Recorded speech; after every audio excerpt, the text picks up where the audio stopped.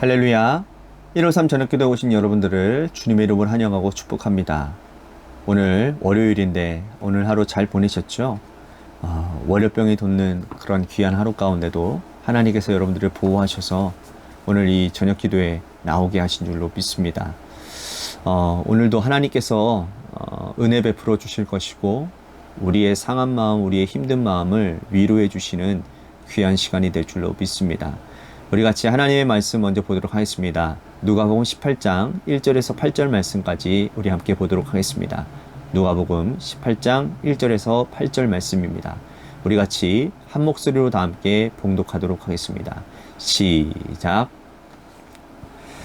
예수께서 그들에게 항상 기도하고 낙심하지 말아야 할 것을 비유로 말씀하여 이르시되 어떤 도시에 하나님을 두려워하지 않고 사람을 무시하는 한 재판장이 있었는데 그 도시에 한 과부가 있어 자주 그에게 가서 내 원수에 대한 나의 원한을 풀어주소서 하되 그가 얼마 동안 듣지 아니하다가 후에 속으로 생각하되 내가 하나님을 두려워하지 않고 사람을 무시하나 이 과부가 나를 번거롭게 하니 내가 그 원한을 풀어주리라.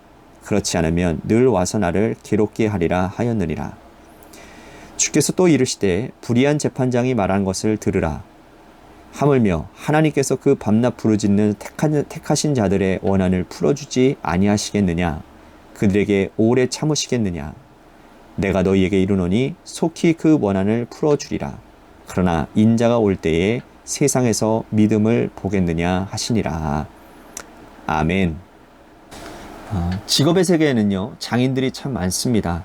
먹고 살기 위해 노력하는 것뿐 아니라 자신의 직업의 존재와 이름을 걸고 일하는 사람들을 우리는 장인이라고 부르죠.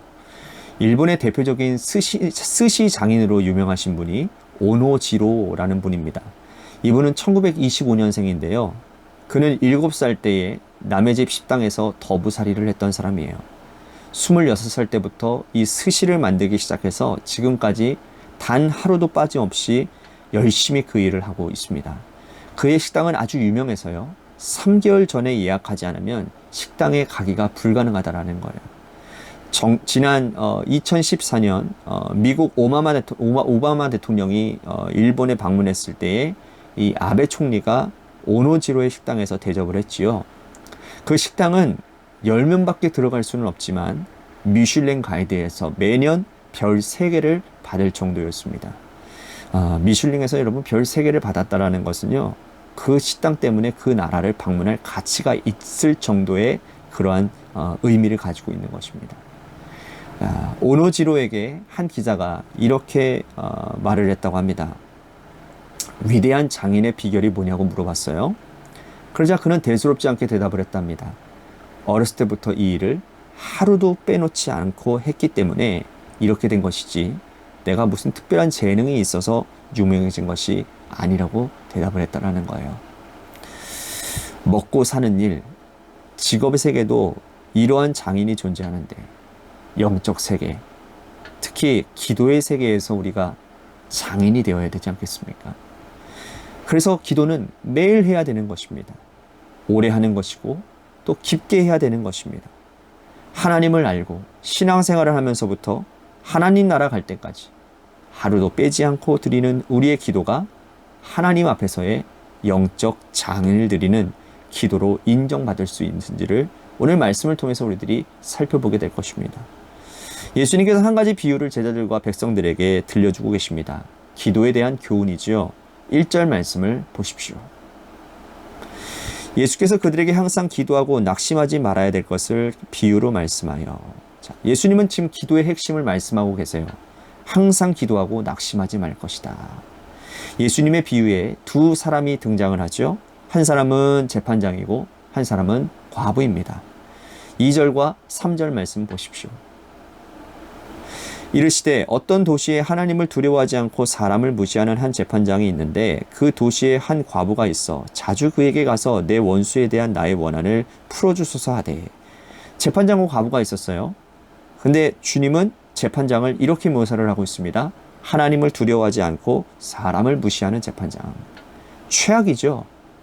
우리는 모두 위로는 하나님과의 관계, 또 아래로는 사람과의 관계 가운데서 살아갑니다.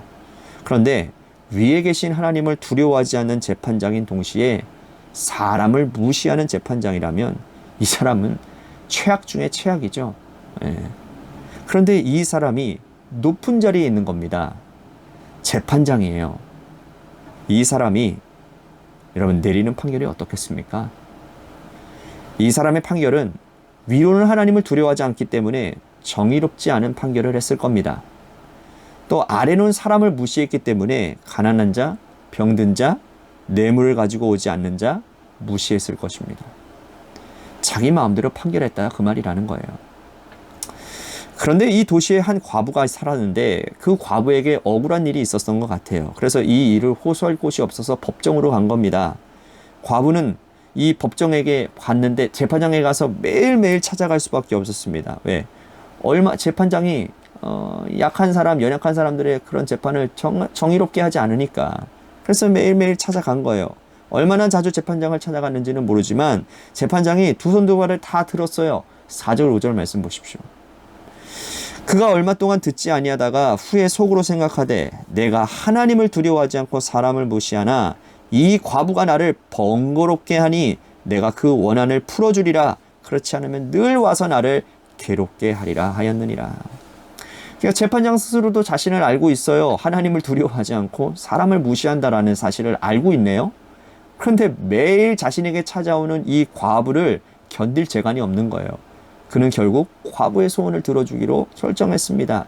주님은 이 비유의 말씀을 하시고는 이어서 하나님에 대한 말씀을 하시는 겁니다. 7절 말씀 보십시오. 하물며 하나님께서 그 밤낮 부르짖는 택한 자들의 원한을 풀어주지 아니하시겠느냐? 그들에게 오래 참으시겠느냐? 하나님을 두려워하지 않고 사람을 무시하는 불의한 재판장이 자신의 귀찮음 때문에 과부의 원한을 풀어주었는데 하물며 하나님은 선하시고 인자하시고 사랑이신데 택하신 자들의 그 부르짖는 것을 오래 참으시겠느냐라고 말씀하고 있는 겁니다. 우리는 하나님의 성품을 붙들고 기도해야 됩니다. 하나님은 선하시고 사랑하시니 하나님도 기뻐하실 간절한 간구를 아뢰면 하나님은 반드시 들어주신다라는 겁니다. 하물며 라고 하는 이 말씀은 바로 하나님의 성품을 대변하고 있는 거예요. 자, 또 한 가지 예수님은 이 비유를 통해서 가르치고자 하시는 것이 뭐냐? 바로 믿음입니다. 8절 말씀 보십시오. 내가 너희에게 이르노니 속히 그 원한을 풀어주리라. 그러나 인자가 올 때에 세상에서 믿음을 보겠느냐 하시니라. 자, 예수님께서 믿음을 언급하신 이유가 무엇일까요? 우리는 기도하지만 간절하게 절박하게 기도하지 않아요. 과부는 대안이 없었어요. 가난했고 인맥도 없었습니다. 재판장이 아니면 어디에 호소할 곳도 없었어요.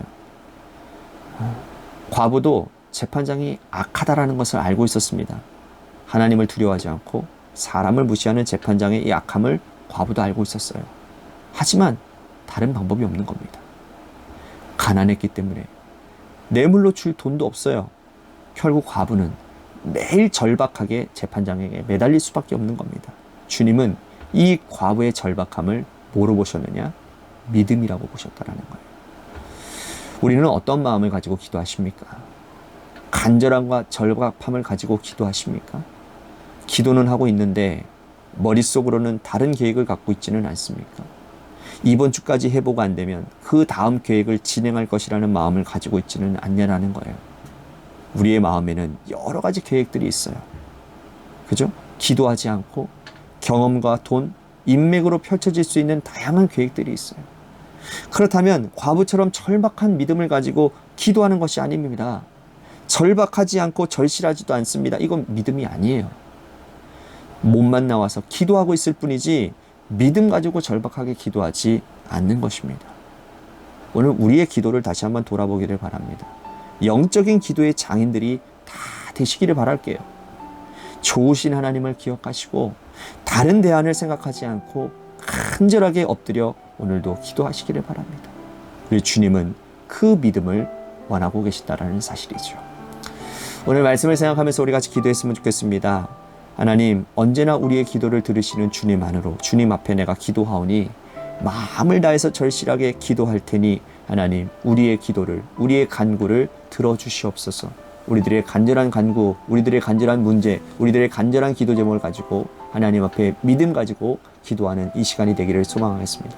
또 한 가지, 우리 교회를 위해서 기도합시다. 하나님께서 세워주신 몸된 교회가 하나님의 뜻 안에서, 주님의 선한 뜻 안에서 올곧게 세워지는 교회가 되게 하시고, 사람의 일과 사단의 일을 분간할 수 있는 지혜가 있게 하셔서 사단에게 쓰임받는 그러한 성도가 아니라 하나님께 온전히 쓰임받는 하나님의 마음, 하나님이 기뻐하시고 하나님이 옳게 여기시는 일 가운데 손과 발이 되어지는 우리 성도들이 되도록, 우리 교회가 되도록 인도해 주시옵소서라고. 또한 재개발 가운데 놓여져 있는 주님의 교회를 하나님 선한 계획 가운데 선하게 이끄시고 하나님의 놀라운 역사를 경험하는 귀한 복된 은혜의 장이 되도록, 그리고 성전만 세워지는 것이 아니라 이 성전을 세워가는 준비하는 과정 가운데 우리들이 합심하여 기도함 가운데 우리 교회가 하나가 되게 하시고 온 성도들이 영적으로 다시 새롭게 세워지는 그러한 놀라운 역사들이 일어나는 은혜가 있도록 도와주시옵소서라고 이 재개발 기간을 위해서 기도하기를 소원하겠습니다. 또한 육신의 질병으로 고통당하는 분들을 위해서 기도합시다. 우리 김태희 청년이라고 여러분들 기억하시나요? 김태희 청년 이야기를 오늘 문흥자 지사님께 제가 들었습니다. 지사님께서 한 주 전에 김태희 청년이 먹지를 못해서 더 힘들어진다고 그렇게 얘기를 했는데, 그래도 식욕 촉진제를 이렇게 처방을 받고 나서 이제는 먹는 것이 좋아졌다고 하십니다. 그래서 좀 많이 좋아지는 그런 가운데 있다고 하시니까요, 우리가 앞으로도 모든 치료 과정 가운데서 계속 기도해 주시기를 바라겠습니다. 또한 우리 이낙원 장로님을 위해서 여러분들 기도해 주십시오. 아픈 허리 증세, 또 이렇게 또 다리 쪽까지 이렇게 이어져서 제대로 걷지 못하시는 가운데 있는데, 하나님께서 은혜 가운데 붙들어 주시고 인도해 주셔서 모든 치료 과정 가운데 하나님이 완치케 하시고 하나님의 은혜임을 선포하는 기간이 되도록 인도해 달라고 우리 이낙원 장로님을 위해서도 기도해 주시기를 바랍니다. 또한 우리 고3 수험생인 한유진 학생을 위해서 여러분들 기도해 주시고요. 마지막으로 여러분들의 삶의 자리와 여러분들의 자녀들을 위해서 기도하시다가 이 시간 돌아가시기를 바랍니다. 우리 노래 끝날 때까지 함께 기도하며 나아가도록 하겠습니다. 기도하시겠습니다.